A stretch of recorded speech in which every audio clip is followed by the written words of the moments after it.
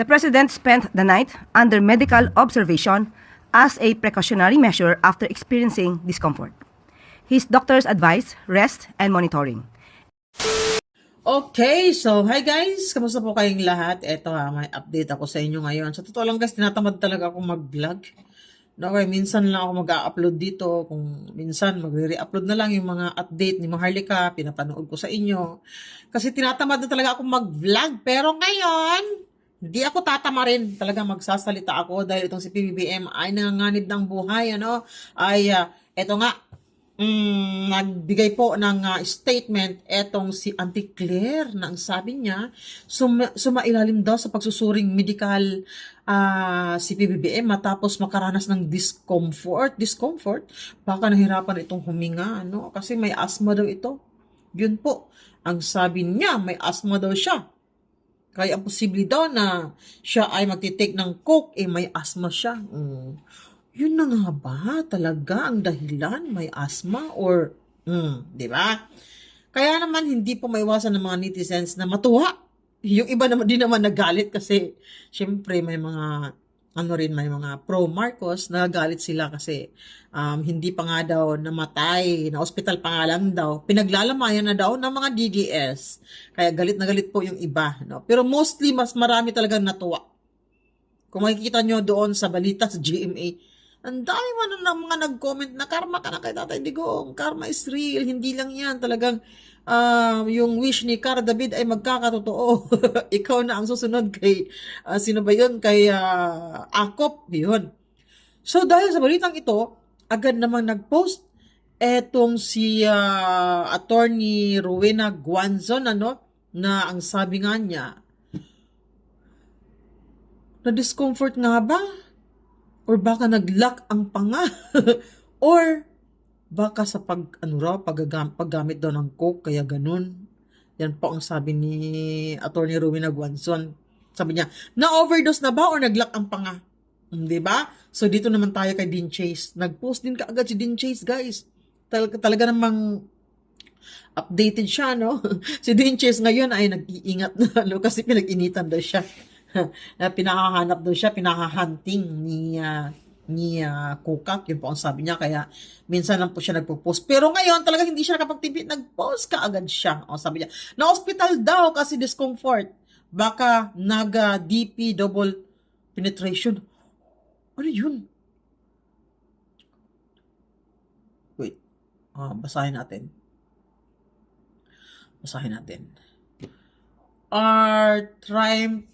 Ang hirap na i-pronounce dito sa screen. Art high. Sorry guys, bobo talaga ako sa ganyan. Art high Mia. Mamaya i-google ko yan kung paano pronounce niyan.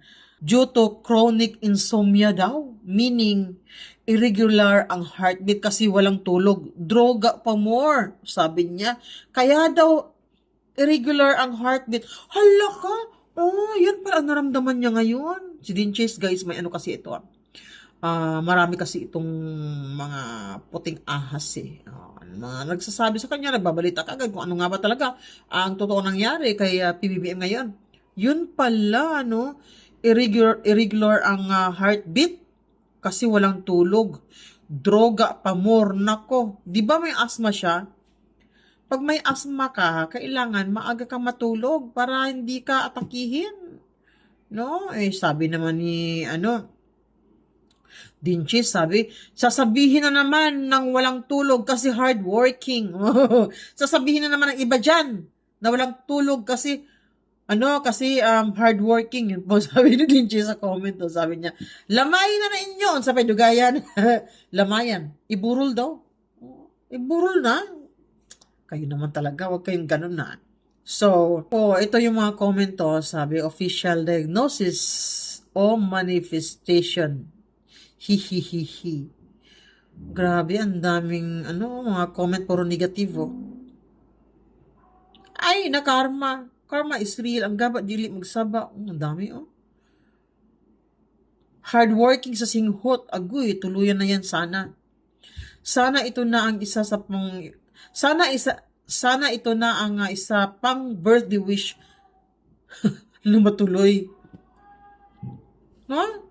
So, ano kaya talaga, no, ang nangyari, ano?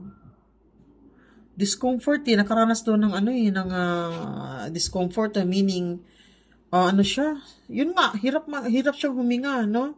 Mm, sabi naman ng iba, pag gumagamit ka raw ng pulburon, ang una daw sisirain niyan ay ang lungs.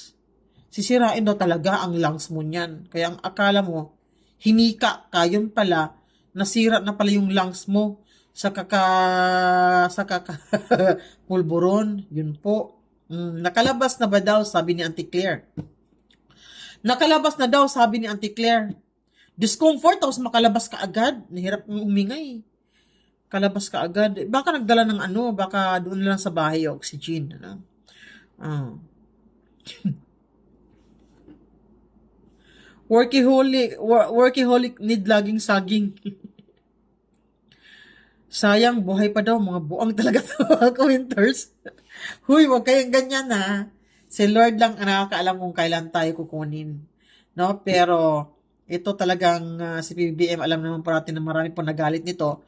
Dahil nga po, mismong si John Vic Rimula, no, ang umamin na ang nasa likod nito, siya, si PBBM, di isa pang Rimula, si Gibo, di ba? Siya mismo ang nagsalita, di ba? So, ito talagang ang nangyari kay Tatay Digong ngayon, utos talaga daw ni PBBM ito. At ni Lisa Marcos. Yun po ang sabi ni Maharlika. Di ba? Bale si PBBM, ano lang daw yan,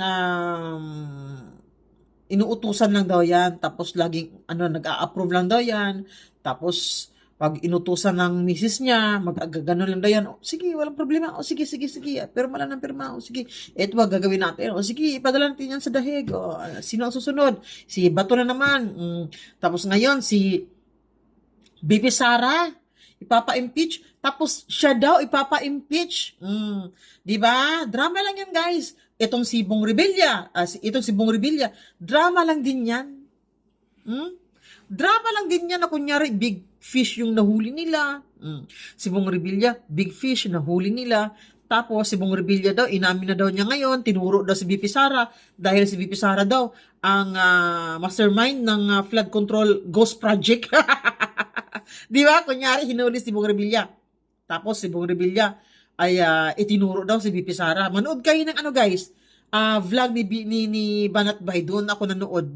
Doon ko nalaman yan. Na pala, itong si Bong Revilla, tinuro daw si BP Sara na siya yung mastermind ng flood control ghost projects. O di ba ang galing pinapahuli nila itong si Bong Revilla. Kunyari, ginulong nila. O di ba? Para kunyari ay walang sinasanto itong si PBBM kahit kaalyado man. Kaya niyang ipakulong, pero yun pala scripted. Yun po ang sabi ni Banat Bay. Di ba? So napanood po kanina yung vlog ni Banat Bay, yun po ang sabi niya. Di ba? So dito sa comment guys, maraming nag-mention kay Cara David. Si Cara David naman ng nito, pagbintangan niyo.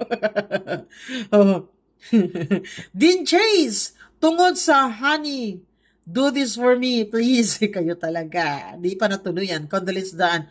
Hoy, buhay pa. Huwag kayo mag-condolence muna.